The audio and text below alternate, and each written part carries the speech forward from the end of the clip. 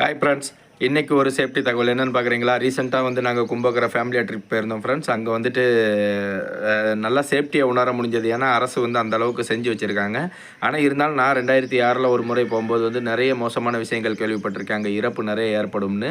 ஆனால் அந்த மாதிரி சூழல் இப்போ இல்லைங்க. நிறைய வந்து மக்கள் வராங்க. ஆனால் மக்களுக்கு ஒரு அவேர்னஸ் நான் சொல்லிக்கிட விரும்புகிறேன். என்னென்னு பார்த்தீங்கன்னா, நம்ம போகும்போது குழந்தைகளுடைய பேம்பர்ஸ் எல்லாமே வந்துட்டு நீட்டாக கேரி பண்ணுங்கள். ஒரு கேரி பேக்கில் வச்சாலுமே அந்த கேரி பேக் ரிட்டன் பேக் வெளியில் எட்டுவாங்க. ஏன்னா காடுகள் தான் ஆற்றோட மூல ஆதாரம், வனவிலங்குகளுடைய மூல ஆதாரம். அதை பாதுகாக்க வேண்டிய கடமை நம்மளுக்கு இருக்குது, ஒவ்வொரு குடிமகனுக்கும் இருக்குது. அப்படிங்கும்போது இந்த விஷயத்த கண்டிப்பாக பண்ணணுங்க. அதே மாதிரி நான் கை நீட்டி காட்டுறேன் பார்த்தீங்களா, இந்த இடத்துல வந்து 16, 17 அடி பள்ளம் இருக்குது. அதனால் அங்கே வந்து குளிக்கக்கூடாதுன்னு சொல்லி தடுக்கிறாங்க. அதை நம்ம புரிஞ்சுக்கிட்டு உணரணும்.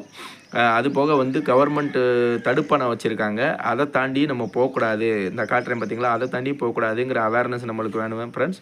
எங்கே போனாலும் சரி குடும்பத்தோடு பாதுகாப்பாக இருப்போம். பாதுகாப்பான முறையில் வந்துட்டு நம்ம சந்தோஷமாக என்ஜாய் பண்ணலாங்க. இந்த தகவலை வந்து மேக்ஸிமம் ஷேர் பண்ணுங்கள். கும்பக்கரை வந்துட்டு ஒரு நீங்களும் போயிட்டு வாங்க, நல்லாயிருக்கும். பாய்.